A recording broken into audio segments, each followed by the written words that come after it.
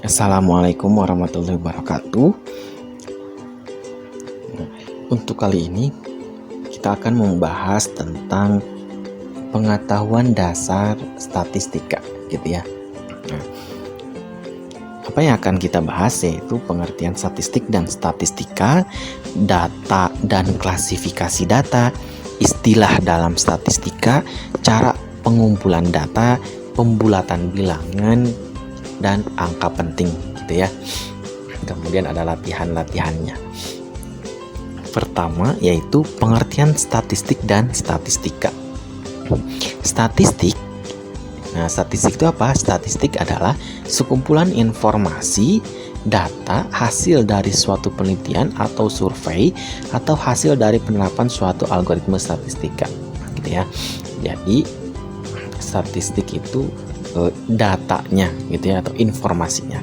Sedangkan statistika yaitu ilmu yang mempelajari bagaimana merencanakan, mengumpulkan, menganalisis, menginterpretasi, dan mempresentasikan suatu data, gitu ya.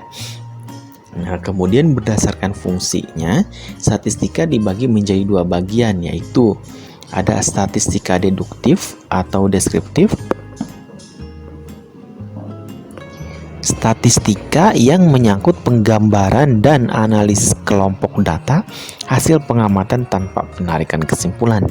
Sedangkan statistika inferensial atau induktif itu statistika yang menyangkut kesimpulan yang valid, gitu ya, yang valid. Kemudian ada sampel dan populasi. Kalau sampel yaitu serangkaian objek, serangkaian observasi yang dilakukan terhadap sebagian. Ingat, kalau sampel itu sebagian dari objek dengan tujuan untuk memperoleh gambaran mengenai keseluruhan objek, itu sampel, gitu ya. Nah, kalau populasi yaitu keseluruhan objeknya. Nah, ingat, kalau sampel itu sebagian dari objeknya, kalau populasi keseluruhan dari objek yang tidak seluruhnya diobservasi tapi merupakan objek penyelidikan, gitu ya.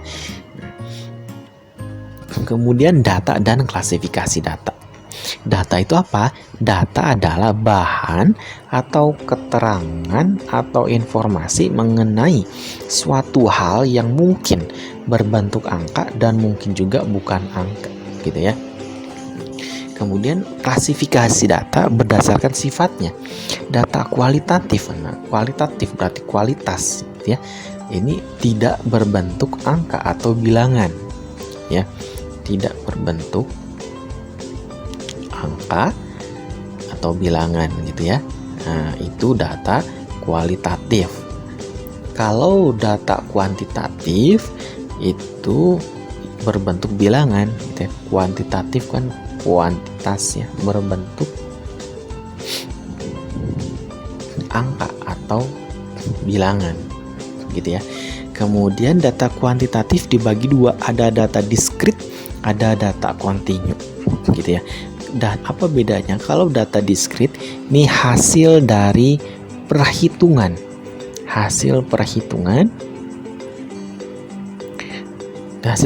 sehingga nilainya itu merupakan bilangan bulat, gitu ya, merupakan bilangan bulat.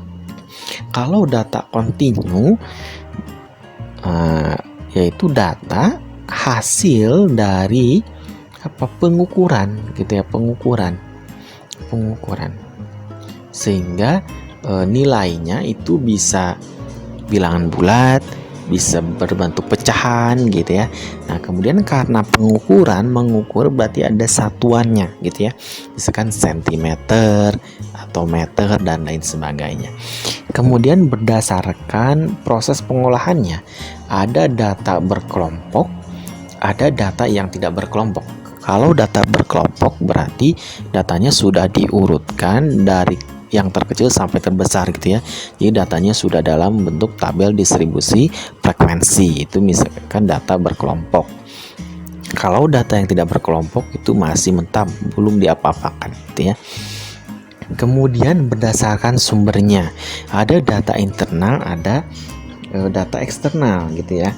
Kalau data internal berarti dikumpulkan oleh suatu badan gitu ya, mengenai badan tersebut dan digunakan untuk keperluan badan atau organisasi tersebut. Itu data internal.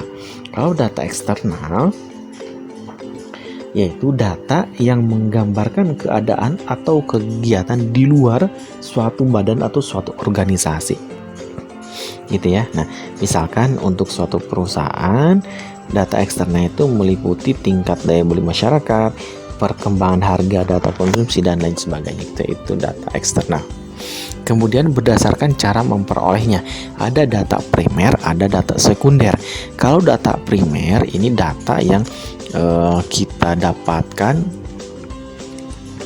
oleh diri sendiri gitu ya, kemudian diolah juga oleh diri sendiri gitu ya. Jadi data primer itu data yang dikumpulkan dan diolah sendiri oleh suatu organisasi atau perseorangan gitu ya. Jadi dikumpulkan dan diolah sendiri gitu ya. Itu untuk data primer. Kalau data sekunder berarti datanya itu udah diolah, sudah dikumpulkan oleh pihak lain sehingga kita menerima jadinya saja, yaitu data sekunder. Kemudian menurut waktu pengumpulannya ada data cross section, kemudian ada data berkala gitu ya. Kalau data cross section yaitu data yang dikumpulkan pada suatu waktu tertentu yang bisa menggambarkan keadaan pada waktu tersebut.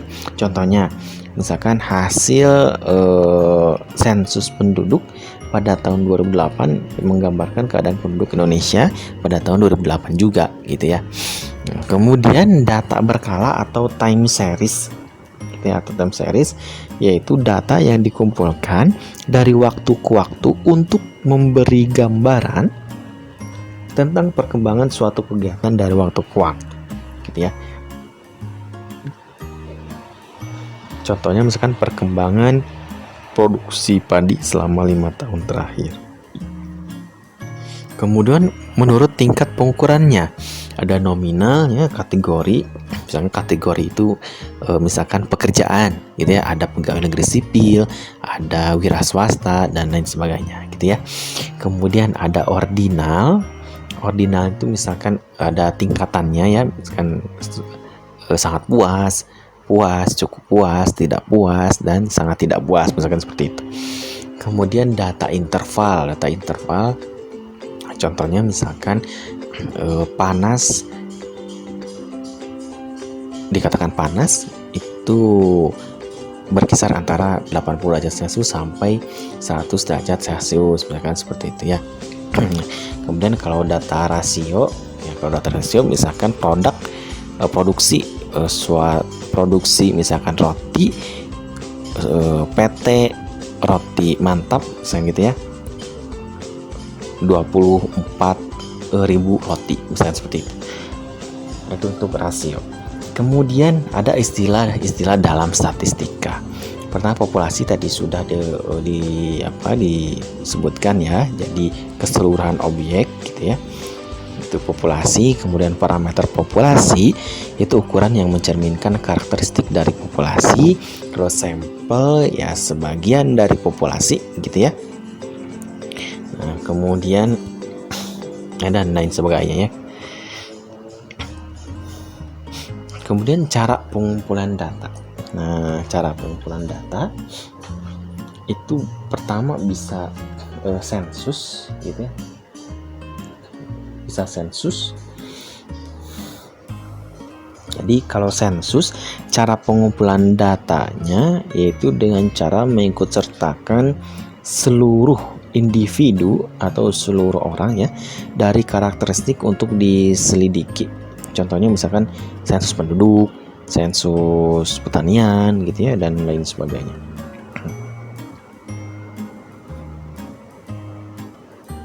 Kemudian ada sampling atau pengambilan sampel ya, yaitu cara pengambilan datanya hanya sebagian dari individu atau anggota populasi untuk diselidiki. Kita namanya sampel ya, sampling bagi sampel. Sampel acak. Nah, ada sampel acak atau random ya, dan juga sampel bukan acak. Kalau sampel acak atau random itu pengambilan sampelnya gitu ya dari suatu populasi nih. Nah, anggota-anggota yang dipilih itu memiliki peluang yang sama untuk dipilih gitu ya. Misalkan dari 30, misalkan dari suatu populasi ini, populasinya itu misalkan memiliki 1000 anggota gitu ya. Nah, kita ingin memilih 30 anggota saja. Nah, pengambilan 30 anggota tersebut memiliki peluang yang sama gitu. Jadi kita tidak memilih berdasarkan dari warnanya gitu ya, kemudian dari beratnya, tidak seperti itu. Jadi kita ambil saja gitu ya. Jadi sehingga peluang terambilnya sama. Kemudian sampel bukan acak. Kalau sampel bukan acak berarti bukan setiap individu ya. Maksudnya kalau bukan acak berarti ada karakteristik yang kita inginkan gitu ya. Misalkan kita akan mengambil nih misalkan dari 1000 misalkan dari satu populasi ada 1000 anggota. Nah, dari 1000 tersebut kita akan memilih 30 gitu ya. Nah, dari 30 tersebut kita akan memilih, tetapi tidak serta-merta memilih. Kita anggota-anggota yang dipilih tersebut harus memiliki karakteristik tertentu.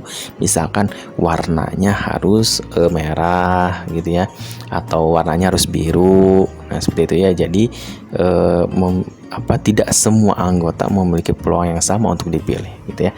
Itu sampel bukan acak. Kemudian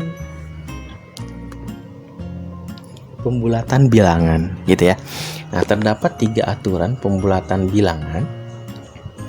Pertama, jika angka terkiri yang harus dihilangkan kurang dari 5, kemudian angka terkiri yang harus dihilangkan lebih dari 5. Jika angka terkiri sama dengan 5, maka jika hanya di kanannya genap tidak berubah, dan jika di kanannya ganjil maka berubah gitu ya. Contohnya misalkan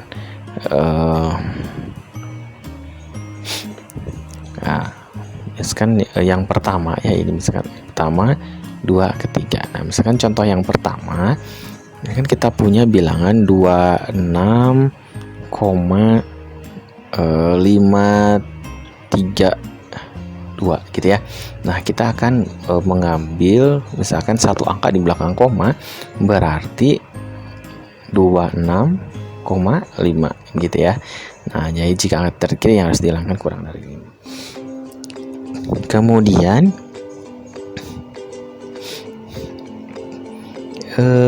jika angka terkiri yang harus dihilangkan lebih dari 5 ya, misalkan yang kedua itu 26,562 gitu ya. Nah, kita ingin membulatkan satu angka di belakang koma sehingga hasilnya menjadi 26,6 gitu ya. Kemudian yang terakhir misalkan yang ketiga, contohnya misalkan pertama ada 26,352 gitu ya. Nah, ini lihat. Jadi kalau misalkan di kanannya genap tidak berubah, kalau di kanannya ganjil maka berubah. Ya, lihat. Misalkan satu angka di belakang koma. Ini 3 ini ganjil atau genap? Ganjil. Sehingga berubah menjadi 26,4 gitu ya. Nah, beda lagi kalau misalkan masanya seperti ini, 26, misalkan di 452 gitu ya. Nah, ini di belakang satu angka di belakang koma jadi berapa? Menjadi 26,4 gitu ya. Lihat, kenapa? Karena 4 ini kan genap. Nah, genap gitu ya. Seperti itu. Selanjutnya ada angka penting. Aturan penulisan angka penting, semua angka bukan 0 adalah angka penting gitu ya.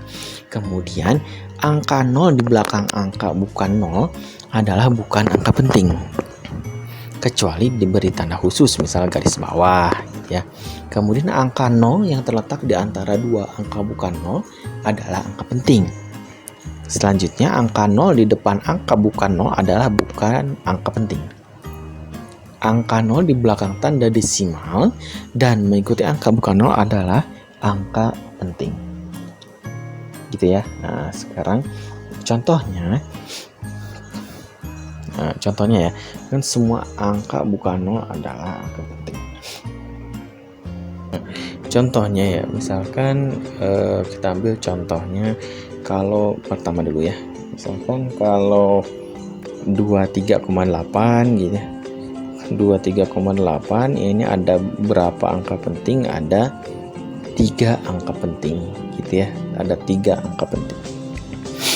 Kemudian kalau misalkan 0,0098 gitu ya. Ini ada berapa angka penting?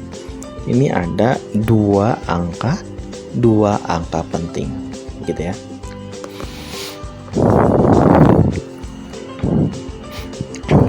Jadi 2 angka penting, jadi 98 itu angka penting. Kemudian misalkan ada lagi, gimana kalau 0,908 gitu ya. Nah, ini berapa angka penting? 3 angka penting. Nah, ini ada 3 angka penting. Kemudian gimana kalau misalkan ada 0 di belakang gitu ya. Nah, misalkan 3000,00 gitu ya. Nah, ini ada berapa angka penting? Ini ada 1, 2, 3, 4, 5, 6. Ada 6 angka penting. Seperti itu ya. Oke. Nah, untuk penjelasan statistika dasarnya seperti itu. Jika ada yang terima kasih.